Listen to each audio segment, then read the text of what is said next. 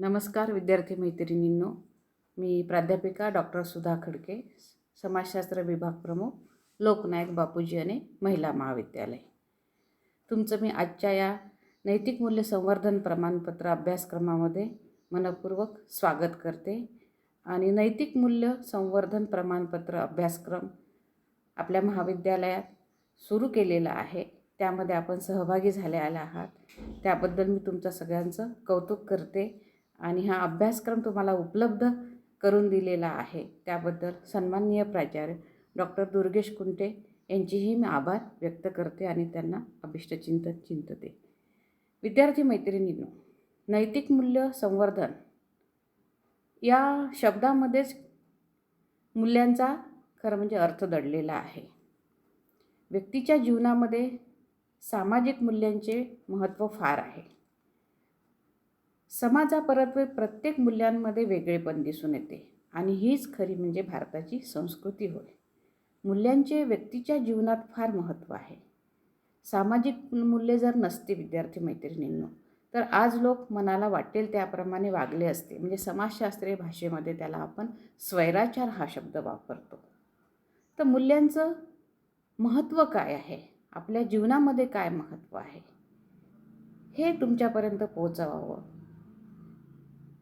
हे लक्षात घेऊनच नैतिक मूल्य संवर्धन अभ्यासक्रमाअंतर्गत तुम्हाला वेगवेगळ्या विचार मांडून, वेगवेगळे विषय मांडून, विविधांगी त्याचे पैलू तुमच्याकडून मांडण्याचा सर्व प्राध्यापक प्रयत्न करणार आहेच. त्यातीलच एक भाग म्हणून मला आज सामाजिक समता, स्वातंत्र्य आणि बंधुता या विषयाचं तुमच्याशी विचारमंथन करायचं आहे, तुमच्याशी हितगुज करायचं आहे. तुमच्यापर्यंत समता, स्वातंत्र्य, बंधुता या मूल्यांचं आपल्या जीवनामध्ये काय महत्त्व आहे याविषयी मी आपणापुढे काही थोडक्यात विचार मांडण्याचा आज प्रयत्न करणार आहे.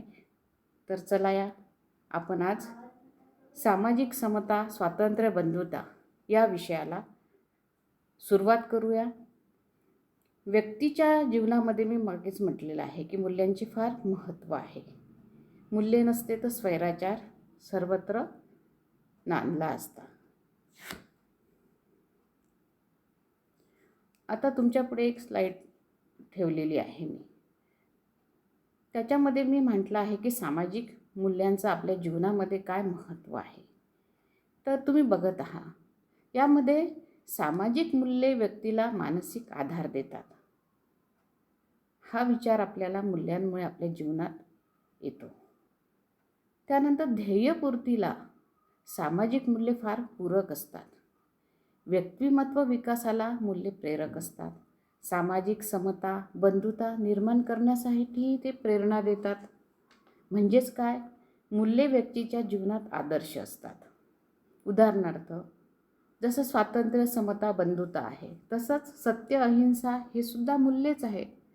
या मूल्यांच्या आधारे व्यक्ती आपलं व्यक्तिगत जीवन प्रणाली घडविण्याचा प्रयत्न करतात. आता मानसिक आधार देतात म्हणजे काय, तर मूल्याच्या आधारे आपल्या व्यक्ती वर्तनाची एक जडणघडण सुरू असते आणि या मूल्यांमुळे ती जडणघडण आपली व्यवस्थितरित्या पार पाडत असते. आणि मूल्य हे एक जीवनातील महत्त्वाचं घटक तत्व आहे. समाजापरत्वे प्रत्येकाची मूल्ये वेगळी असू शकतात. सांस्कृतिक मूल्यांमुळे संस्कृतीची जडणघडण योग्य प्रकारे होत असते. म्हणूनच संस्कृतीच्या घटक तत्वांमध्ये मूल्यांना विशेष महत्त्व आहे. आता हे मूल्ये तुमच्या खूप डोक्यावरून न जाता तुमच्या मनातून तो अर्थबोध कसा होईल यासाठी एक छोटंसं उदाहरण तुम्हाला सांगता येईल. की जसं महाभारत आहे, रामायण आहे, आपल्याला सगळं माहिती आहे. रामायण म्हटलं की आपल्या डोळ्यासमोर राम, सीता, लक्ष्मण हे पात्र अलगद येतात. तर मी तुम्हाला जे आपल्या अभ्यासक्रमाचं एक नाव दिलेलं आहे, त्या अभ्यासक्रमाच्या नावामध्येच विद्यार्थी मैत्रिणींनो नैतिक मूल्य संवर्धन हा शब्द त्यांनी टाकलेला आहे. तर हा नैतिक मूल्य आहे का आजच्या जीवनामध्ये, याचाही विचार होणे आज गरजेचे आहे. रामायणामधील उदाहरण देताना मी तुम्हाला असं सांगेल की रामाला जेव्हा 14 वर्षाचा वनवास झाला तेव्हा आज आधुनिकतेची त्यामागे झालर लावली किंवा आधुनिकचा विचार त्याच्यामध्ये केला तर आपण सहजपणे म्हणू की रामाला वनवास झाला, ठीक आहे, पती पत्नी म्हणून सीता त्याच्यासोबत जाणे अपेक्षित आहे वनवासाला. मग लक्ष्मण कशासाठी गेला? तर तुमच्यापुढे प्रश्न पडला असेल की हो, लक्ष्मण कशासाठी गेला? कारण आज जर आपण कुटुंबाची जी स्थिती बघितली तर भाऊ भावासाठी काहीही करायला तयार नसतो, बहीण बहिणीसाठी काही करायला तयार, असे नातेसंबंध मूल्याला धरून आज घट्ट असे राहिलेले दिसत नाही. व रामायणाचं उदाहरणाद्वारे जे मूल्य आहे, जे मूल्य मी तुम्हाला सांगणार आहे ते म्हणजे नैतिक मूल्य. नैतिक मूल्यांमध्ये काय म्हणतात? परस्त्री ही माते समान असते. परस्त्री माते समान असते मूल्याची जेव्हा जोपासना करतो तेव्हा आपल्या डोळ्यासमोर राम, सीता, लक्ष्मण आणि एक पात्र येतं, ते म्हणजे रावण. तर परस्त्री माते समान असते हे मूल्य रावणाने जोपासलं का? नाही. मग लक्ष्मणाने कोणचं मूल्य जोपासलं? तर आपल्याला असं म्हणावं लागेल की मोठा भाऊ, मोठी वहिनी, भावजय हे पूर्वी वडिलांसमान, आईसमान समजल्या जात. तर ते रामाला आणि सीतेला आई वडिलांसमान मानत. मग त्या लक्ष्मणाला असं वाटलं की आपल्या आई वडिलांसमान असलेल्या मातापित्याला जर 14 वर्षाचा वनवास असेल तर मी असा आनंदात सुखात कसा राहू शकेल, म्हणून तो सुद्धा त्यांच्यासोबत गेला. ठीक आहे, इथपर्यंत तुम्हाला समजलं की नैतिक मूल्य काय आहे? परस्त्री ही माते समान असते, मोठ्या भावंडांना आई वडिलांसमान मानावे. मग सीतेचं अपहरण जेव्हा रावणाने केलं तेव्हा दोघांमध्ये मूल्यांचा जर आचरणाचा, वर्तनाचा जर आपण उल्लेख केला तर लक्ष्मणाचं वर्तन हे मूल्याला धरून होतं आणि रावणाचं वर्तन हे मूल्याला धरून नव्हतं. कारण जर आपण परस्त्री माते समान हे मूल्य जर आपल्या समाजामध्ये जोपासतो आहे तर रावणाने सीतेला पळून नेण्याचा जो प्रयत्न केला ते म्हणजे मूल्यविरोधी वर्तन असं समजलं जातं. म्हणून आपण रावणाचं दहन करतो किंवा रावणाला विलन समजतो. या याच्यातून आपल्या ज्या अभ्यासक्रमातला नैतिक मूल्य शब्द आहे तो आपल्याला नक्की समजला असेल. आता पुढे जाताना आता तुमच्यापुढे नैतिक मूल्याच्या बाबतचे जे काही 4 मुद्दे आहे ते तुम्हाला समजून घेता येईल. त्यातून मी तुम्हाला समजून देण्याचा आणखीही प्रयत्न करते आहे. विद्यार्थी मैत्रिणींनो, मानवी जीवनाचे तत्त्वज्ञान समता, स्वातंत्र्य, बंधुता या शब्दांमध्ये सामावले आहे. समता, स्वातंत्र्य, बंधुता ही आधुनिक समाजाने स्वीकारलेली मूल्ये आहे असंच म्हणावं लागेल. आणि ती एक खरं म्हणजे जीवन पद्धती आहे. वंश, लिंग, धर्म, संस्कृती, जात यापैकी कशाचाही भेद न करता स्वतःच्या व्यक्तिमत्वाचा विकास करण्याची संधी म्हणजे माझ्या मते सामाजिक समता हे मूल्य होय. दुसऱ्यांच्या दुःखात समरस होणे हे कोण शिकवतं आपल्याला? मूल्य शिकवतं. भारतरत्न डॉक्टर बाबासाहेब आंबेडकर यांनी तथागत गौतम बुद्धाच्या पंचशिलाच्या माध्यमातून जगाला स्वातंत्र्य, समता, बंधुत्वाची शिकवण दिली. आणि या आधारावरच आपण बघतो आहे की भारतीय संविधानाची निर्मिती झालेली आहे.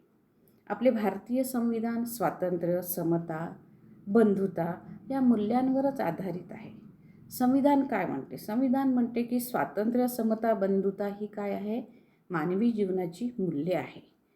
आणि खूप महत्त्वाचं या संविधानाचं वाचन केल्यानंतर मला असं वाटलं की समता असेल आणि स्वातंत्र्य नसेल तर व्यक्तीची उपक्रमशीलता नष्ट होईल, आणि बंधुता नसेल तर स्वातंत्र्य आणि समता खरंच धोक्यात येईल. म्हणून स्वातंत्र्य, समता, बंधुता या 3ही जीवनमूल्यांचे आपण आपल्या जीवनामध्ये पालन केले पाहिजे असं या ठिकाणी मला आवर्जून या निमित्ताने तुम्हाला सांगावंसं वाटतं. सामाजिक समता लोकशाहीच्या यशासाठी खूप आवश्यक आहे. जातीभेद, लिंगभेद, प्रादेशिकता, भाषावाद, आपण आणखी हे म्हणू शकतो उच्च नीच भावना खरंच ह्या लोकशाहीच्या यशाला धोका निर्माण करतात की नाही?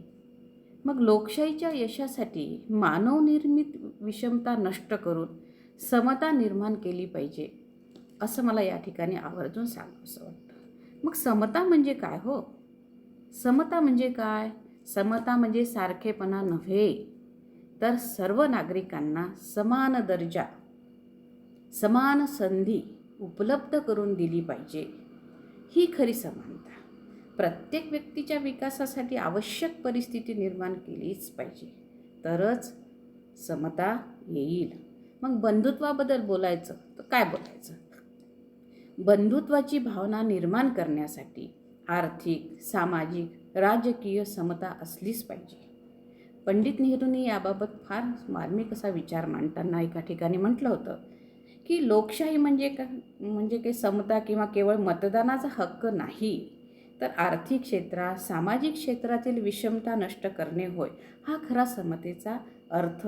आणि यातूनच बंधुता आपल्याला दिसून येते. यामध्ये देशातील विषमता उद्ध्वस्त करून केल्याशिवाय किंवा ही नष्ट केल्याशिवाय सामाजिक समता व बंधुत्वाची भावना विद्यार्थिनींनो समाजामध्ये निर्माण होणार नाही. भारतीय राज्यघटनेने आपल्याला हक्क दिले. भारतातील प्रत्येक व्यक्तीला भाषा स्वातंत्र्य दिलं, विचार स्वातंत्र्य दिलं. कायद्याने काय केलं? आपल्याला समानतेची संधी दिली, स्वातंत्र्याचा हक्क दिला आणि मुख्य म्हणजे जगण्याचे स्वातंत्र्य दिलं. स्त्रियांना तर मानव म्हणून जगण्याचं स्वातंत्र्य दिलं. भारतीय राज्यघटनेने त्या मूल्यांमध्ये जे उद्देश सांगितले, त्या उद्देशांमध्ये महिलांच्या हक्काला खूप प्राधान्य दिलेलं आहे. मग स्वातंत्र्य, समता, बंधुता या मूल्यांना मानवी जीवनात सत्य, अहिंसा जे आहे, जे गांधीजींनी सांगितलेलं तत्त्वज्ञान किंवा मूल्य आहे, यांच्या इतकंच ते महत्त्व आपल्या या स्वातंत्र्य, समता, बंधुता या मूल्यांइतकंच गांधीजींच्या सत्य, अहिंसा या मूल्यांनाही आहे. मग समता निर्माण करणे हे खरं म्हणजे महापुरुषांचे स्वप्न होते. त्यासाठी ते आयुष्यभर झटले. या महापुरुषांच्या अथक परिश्रमामुळे आज आपल्याला भाषण स्वातंत्र्य, विचार स्वातंत्र्य मिळालेले आहे. विद्यार्थी मैत्रिणींनो, समता, स्वातंत्र्य, बंधुता ही काय आहे? मानवी जीवनाची मूल्ये आहे. मी याला जीवनमूल्य असं नाव दिलं. जरी हे प्रत्यक्षात आपण सामाजिक मूल्य म्हणून याची जोपासना करत असू, पण मी जीवनमूल्य यासाठी म्हटलं आहे की आत्ताच मी म्हटलं आहे की समता निर्माण करणे हे महापुरुषाचे स्वप्न होते. आणि खरं म्हणजे हे महापुरुष समता निर्माण करण्यासाठी अहोरात्र झटले. आज महापुरुषांच्या अथक परिश्रमामुळे आपल्याला भाषण स्वातंत्र्य, विचार स्वातंत्र्य, व्यक्ती स्वातंत्र्य मिळालेलं आहे. अन्यथा आपण अंधारातच खितपत राहिलो असतो. मग सामाजिक समता, स्वातंत्र्य, बंधुता ही विचार सरणी नसून हे काय आहे विद्यार्थी मैत्रिणींनो? चिरस्थायी असे हे मूल्ये आहेत.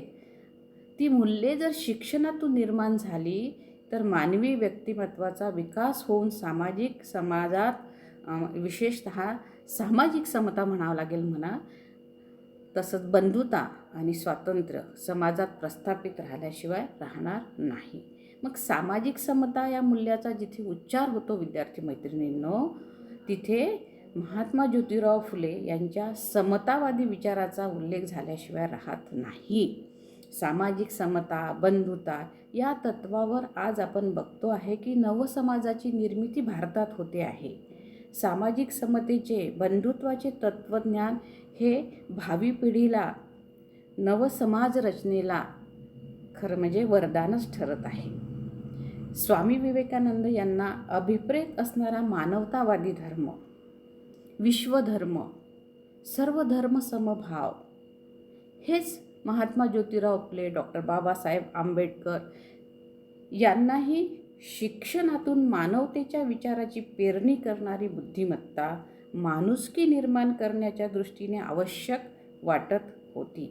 म्हणून विश्वधर्म, सर्वधर्म समभाव हे जे स्वामी विवेकानंदांच्या भाषणातून आपल्याला दिसतं, तेच या महामानवाच्या अथक परिश्रमातून, त्यांच्या विचारसरणीतून आपल्याला समोर आलेलं दिसून येतं. सामाजिक समता, बंधुता निर्माण करण्यामध्ये महात्मा ज्योतिराव फुले, महात्मा गांधी, डॉक्टर बाबासाहेब आंबेडकर, विवेकानंद असे कित्येक महामानवाची नावं आपल्याला घेता येतील.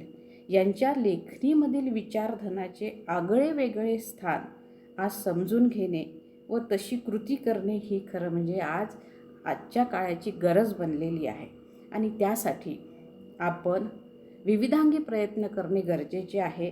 विविध माध्यमांद्वारे प्रयत्न करून हे विचार, हे मूल्ये लोकांपर्यंत पोहोचवण्याची जबाबदारी आपली आहे, असं या ठिकाणी मला सांगावंसं वाटतं. आता भारताच्या राज्यघटनेने हे जे मी तुमच्यासमोर स्लाईड दाखवलेली आहे की समता, स्वातंत्र्य आणि बंधुता, तर भारताच्या राज्यघटनेने ही 3 मूल्ये आपल्याला दिलेली आहे: समता, स्वातंत्र्य, बंधुता.